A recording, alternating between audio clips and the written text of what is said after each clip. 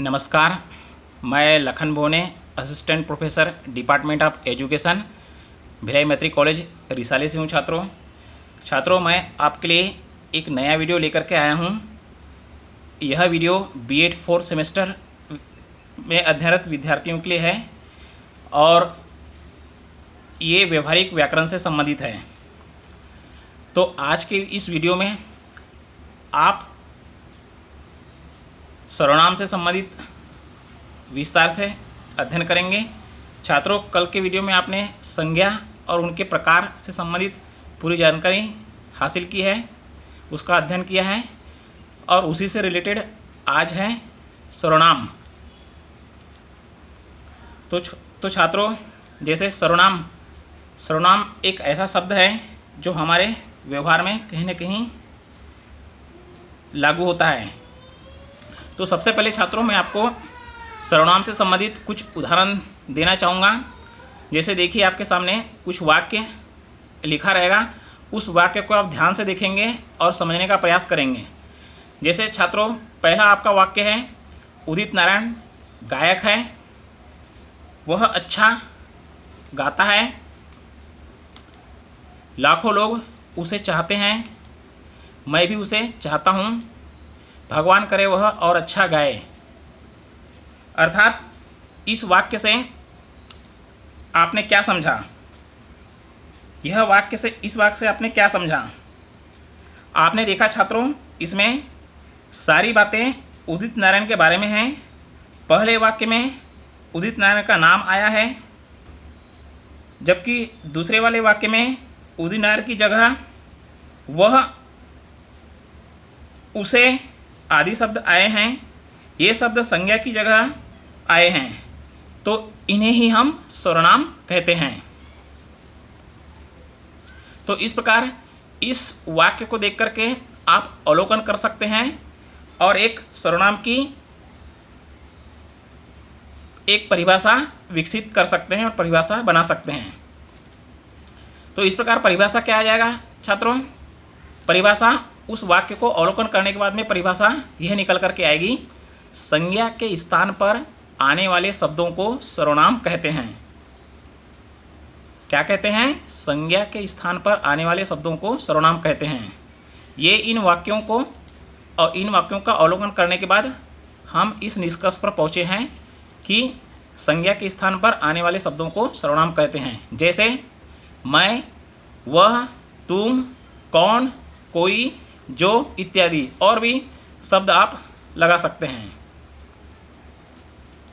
अब इसके बाद में हम देखेंगे सर्वनाम के भेद। ये आपको समझ में आ गया होगा छात्रों। अब इसके बाद में हम देखेंगे सर्वनाम के भेद, काइंड ऑफ प्रोनाउन। तो छात्रों, सर्वनाम 6 प्रकार के होते हैं जो आपके स्क्रीन पे है। पहला है आपका पुरुषवाचक सर्वनाम, पर्सनल प्रोनाउन। दूसरा है आपका निश्चयवाचक सर्वनाम, डेमोस्ट्रेटिव प्रोनाउन। तीसरा है आपका अनिश्चयवाचक सर्वनाम, इंडिफिनिट प्रोनाउन। चौथा है आपका प्रश्नवाचक सर्वनाम, इंट्रोगेटिव प्रोनाउन। पांचवा है आपका संबंधवाचक सर्वनाम, रिलेटिव प्रोनाउन। छठवा है आपका निजवाचक सर्वनाम, रिफ्लेक्सिव प्रोनाउन। तो इन प्रोनाउनों का हम विस्तार से अध्ययन करेंगे छात्रों। ध्यानपूर्वक आप समझेंगे और ध्यानपूर्वक देखेंगे और समझने का प्रयास करेंगे। एक एक को हम एक एक करके समझने का प्रयास करते हैं। पहला हम देखते हैं पुरुषवाचक सर्वनाम। पहला है हमारा पुरुषवाचक सर्वनाम।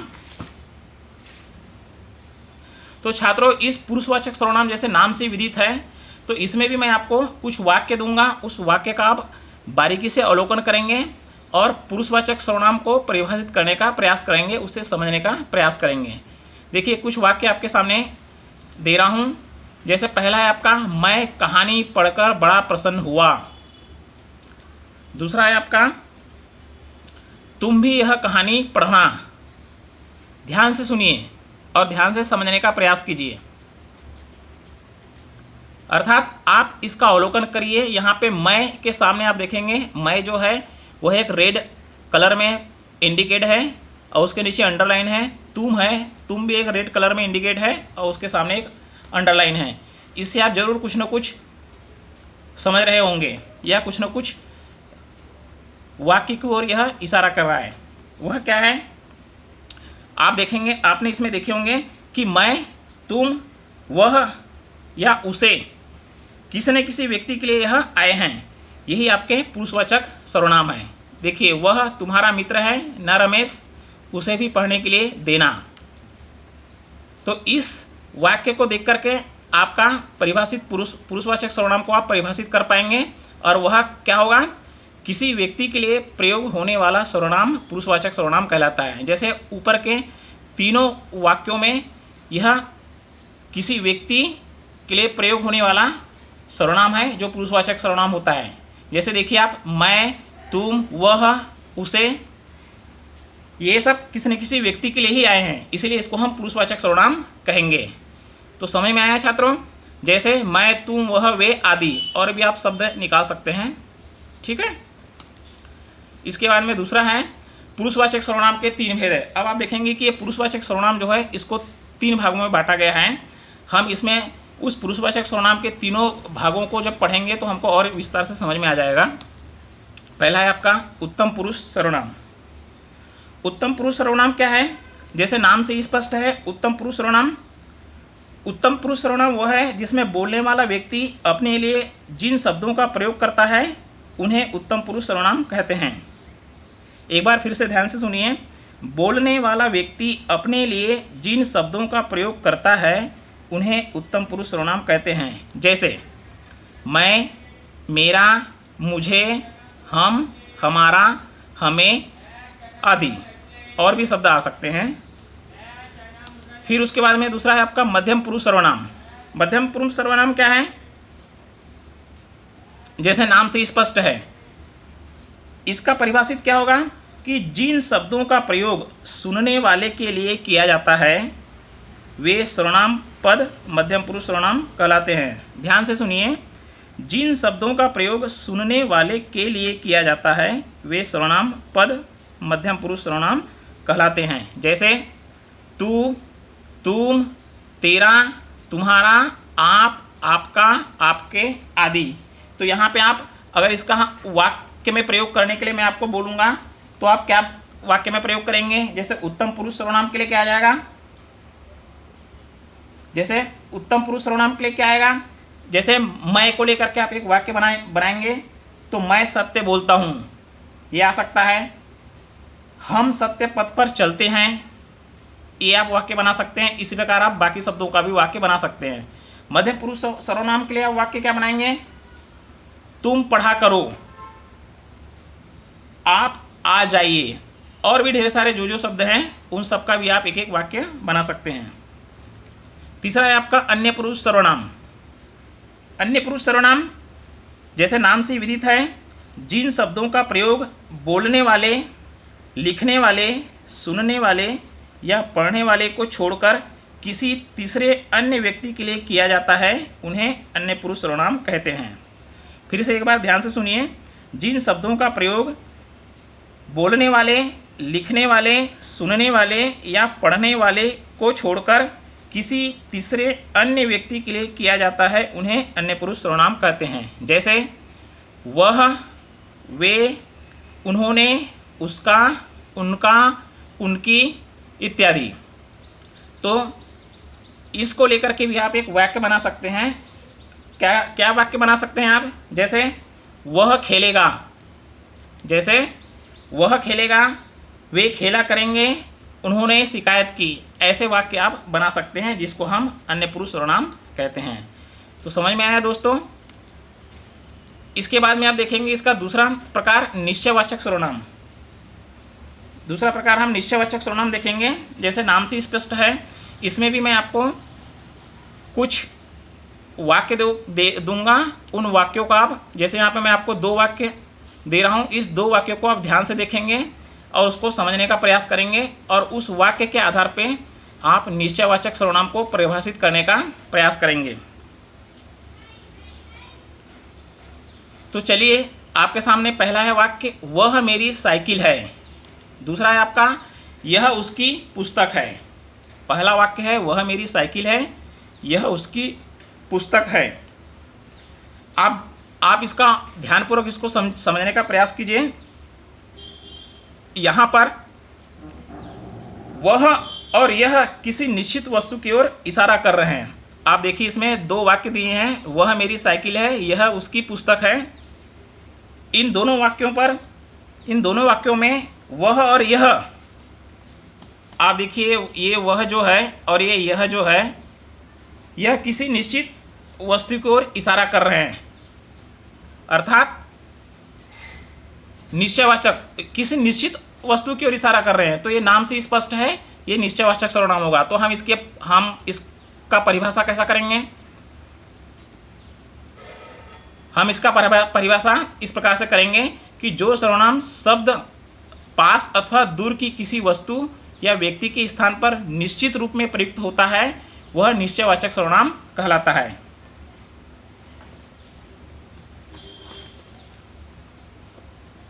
इसको हम दूसरे शब्दों में ऐसा भी बोल सकते हैं कि किसी निश्चित वस्तु या व्यक्ति की ओर संकेत करने वाले सर्वनाम को निश्चयवाचक सर्वनाम कहते हैं। जैसे वह, यह, वे, ये, इन्हें, उन्हें इत्यादि।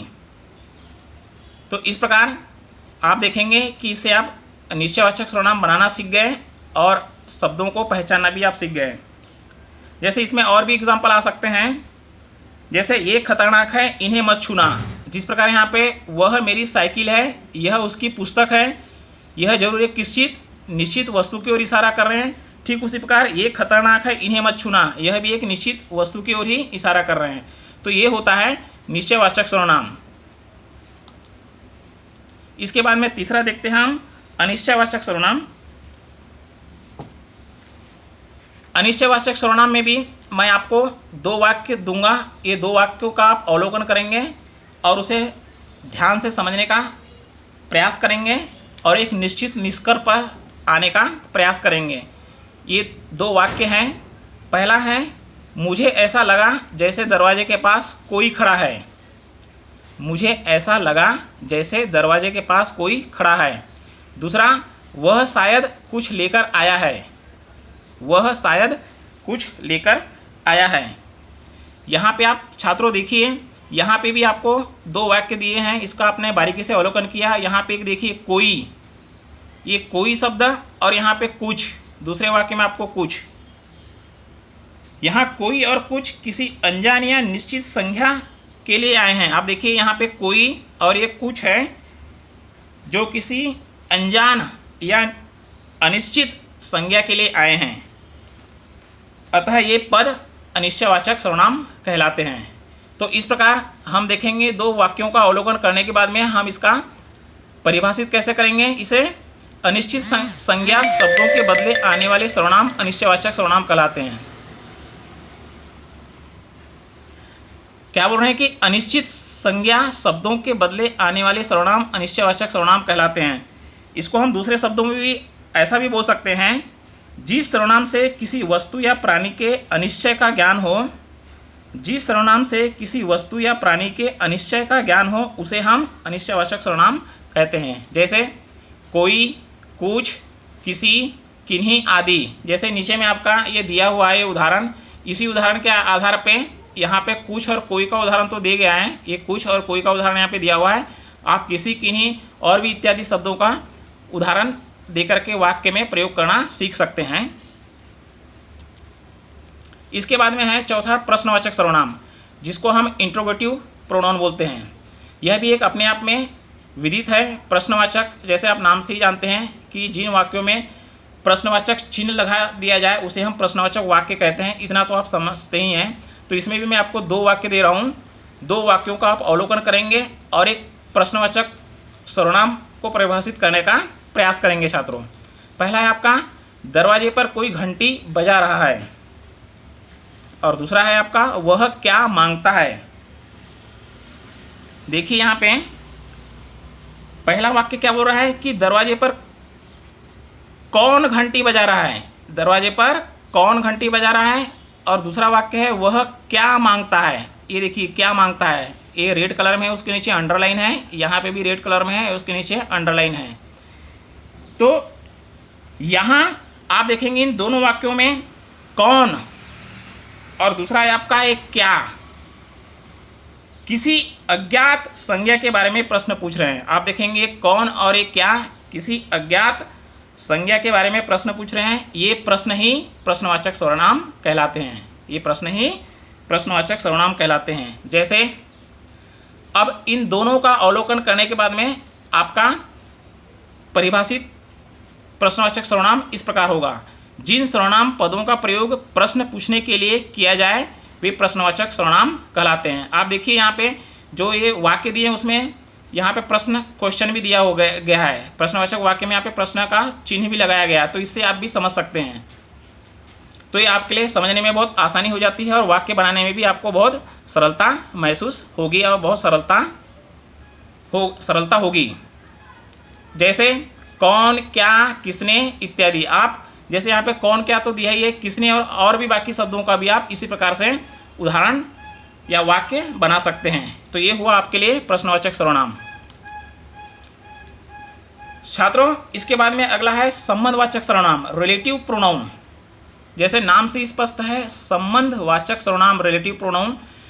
संबंधवाचक सर्वनाम से संबंधित मैं आपको फिर 2 वाक्य दे रहा हूँ। इस वाक्य को आप ध्यान से पढ़िए और पढ़कर समझने का प्रयास करेंगे कि यह 2 वाक्य क्या कह रही है संबंधवाचक के प्रति। पहला है आपका, जो परिश्रम करेगा वह सफल होगा। देखिए यहाँ पे, जो परिश्रम करेगा वह सफल होगा। और दूसरा है आपका, जिसने बीज बोया उसी को फसल मिली।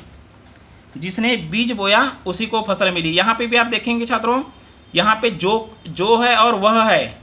आप देखेंगे यहाँ पे जो और वह, जिसने और उसी को, ये 4 शब्द हैं जिसमें रेड से दिखाया गया है और इसमें अंडरलाइन किया गया है। ये जरूर कहीं ना कहीं इशारा कर रहे हैं। तो यहाँ पे यहाँ पे देखिए, जो, वह, जिसने और उसी को, ये 2 उपवाक्य हैं। ये जो उपवाक्यों को जोड़ रहे हैं। आप देखिए, जो और वह, ये 2 उपवाक्यों को जोड़ रहे हैं। वो उपवाक्य क्या है? ये परिश्रम करेगा और सफल होगा, इसको जोड़ रहे हैं। तो ये जोड़ने की प्रक्रिया ही संबंधवाचक सर्वनाम कहलाती है। उसी प्रकार में जिसने और उसी को, तो यहाँ पे बीज बोया और फसल मिली, ये 2 उपवाक्यों को कहीं ना कहीं जोड़ रहे हैं। ये जोड़ने की प्रक्रिया ही संबंधवाचक सर्वनाम कहलाती है। तो इस प्रकार हम इन 2 वाक्यों का अवलोकन करने के बाद, इसे समझने के बाद हम इसकी एक निश्चित परिभाषा निकाल सकते हैं। और वो परिभाषा है आपके सामने। जो सर्वनाम पद वाक्य के किसी दूसरे पद के साथ संबंध बताता है वह संबंधवाचक सर्वनाम कहलाता है। जो सर्वनाम पद वाक्य के किसी दूसरे पद के साथ संबंध बताता है वह संबंधवाचक सर्वनाम कहलाता है।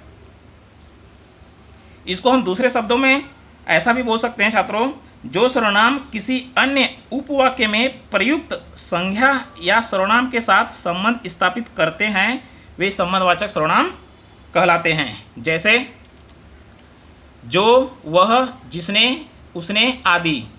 जो, वह, जिसने, उसने आदि। तो इसी प्रकार आप और वाक्य बना सकते हैं। तो आपको ये संबंधवाचक सर्वनाम भी भलीभांति समझ में आ गया होगा, आशा करता हूँ आपसे। इसके बाद में है निजवाचक सर्वनाम, रिफ्लेक्सिव सर्वनाम। इसको हम इंग्लिश में रिफ्लेक्सिव प्रोनाउन बोलते हैं। जैसे नाम से ये भी स्पष्ट है निजवाचक सर्वनाम। इसके भी मैं आपको कुछ उदाहरण दे रहा हूँ, 2 वाक्य दे रहा हूँ। इन 2 वाक्यों का आप अवलोकन करेंगे और अवलोकन करके समझने का इसे प्रयास करेंगे कि ये निजवाचक सर्वनाम कैसे विदित होता है। जैसे पहला है आपका, बच्चा अपने आप सीढ़ियाँ चढ़ गया। यहाँ पे देखिए, ध्यान से सुनिए, बच्चा अपने आप सीढ़ियाँ चढ़ गया। दूसरा है, मैं स्वयं चित्र बना लूँगी। दूसरे वाक्य में बोल रहे हैं कि मैं स्वयं चित्र बना लूँगी। तो आप देखिए इसमें यहाँ पे भी अपने आप, पहले वाक्य में अपने आप एक आया हुआ है जहाँ पे रेड कलर से इंगित है और अंडरलाइन किया हुआ है, और दूसरा स्वयं जिसके नीचे अंडरलाइन है। तो यहाँ पे आप देखेंगे इस वाक्य में अपने आप और स्वयं, ये बच्चे तथा बच्ची के लिए ही आए हैं। ये किसी निश्चित बच्चे तथा बच्ची के लिए आए हैं, अर्थात नीच के लिए आए हैं। यहाँ पे जैसे स्वयं, इसको हम दूसरे शब्दों में नीच बोल सकते हैं। नीच के लिए आए मतलब स्वयं के लिए आए हैं। तो ये निजवाचक सर्वनाम कहलाते हैं। ये निजवाचक सर्वनाम है। तो इस प्रकार आप दो वाक्यों को पढ़ करके ही समझ सकते हैं कि निजवाचक सर्वनाम के लिए हम कैसा उपयोग करते हैं। इन दोनों वाक्यों को का अवलोकन करने के बाद हम निष्कर्ष पर पहुंचते हैं कि कर्ता खुद के अर्थ में जिन सर्वनामों का प्रयोग करता है उन्हें निजवाचक सर्वनाम कहते हैं। ध्यान से सुनिए, कर्ता खुद के अर्थ में जिन सर्वनामों का प्रयोग करता है उन्हें निजवाचक सर्वनाम कहते हैं। इसको हम दूसरे शब्दों में और क्या बोल सकते हैं, जो सर्वनाम कर्ता के अपनेपन का बोध कराता है। ध्यान से सुनिए, जो सर्वनाम कर्ता के अपनेपन का बोध कराता है उसे निजवाचक सर्वनाम कहते हैं। जैसे स्वयं, अपने आप, यहाँ थोड़ा सा मिस्टेक हो गया, आपने हो गया है, अपने आप है और ये आप आदि, जो इस उदाहरण को दर्शाता है। तो इस प्रकार निजवाचक सर्वनाम, आशा करता हूँ आप निजवाचक सर्वनाम को भी समझ गए होंगे और इसका वाक्य में प्रयोग करना सीख जाएंगे। इसके बाद दोस्तों, इसके बाद छात्रों, मैं आशा करता हूँ आपसे आपने सर्वनाम के समस्त प्रकार को आप भली भांति समझ गए होंगे।